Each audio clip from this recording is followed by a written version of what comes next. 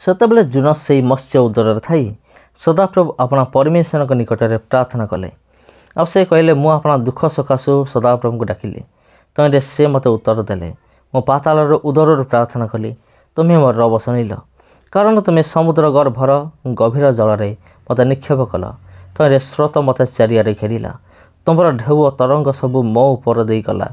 ଆଉ ମୁଁ କହିଲି, ମୁଁ ତୁମ ଦୃଷ୍ଟିଗୋଚରରୁ ଦୂରୀକୃତ ହୋଇଅଛି, ତଥାପି ମୁଁ ପୁନର୍ବାର ତୁମ ପବିତ୍ର ମନ୍ଦିର ଆଡ଼େ ଦୃଷ୍ଟିପାତ କରିବି।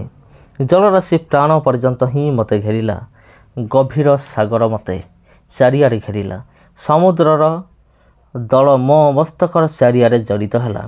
ମୁଁ ପର୍ବତଗଣର ମୂଳ ପର୍ଯ୍ୟନ୍ତ ତଳକୁ ଗଲି। ମୋ ପଶ୍ଚାତ୍ ପୃଥିବୀ ଆପଣାର ଅର୍ଗଳ ସକଳ ଚିରକାଳ ନିମନ୍ତେ ରୁଦ୍ଧ କଲା। ତଥାପି ହେ ସଦାପ୍ରଭୁ ମୋ ପରମେଶ୍ୱର, ତୁମେ ଗର୍ତ୍ତରୁ ମୋ ପ୍ରାଣକୁ ବାହାର କରି ଆଣିଲ। ମୋ ମଧ୍ୟରେ ମୋ ପ୍ରାଣ ମୂର୍ଚ୍ଛିତ ହେବା ବେଳେ ମୁଁ ସଦାପ୍ରଭୁଙ୍କୁ ସ୍ମରଣ କଲି।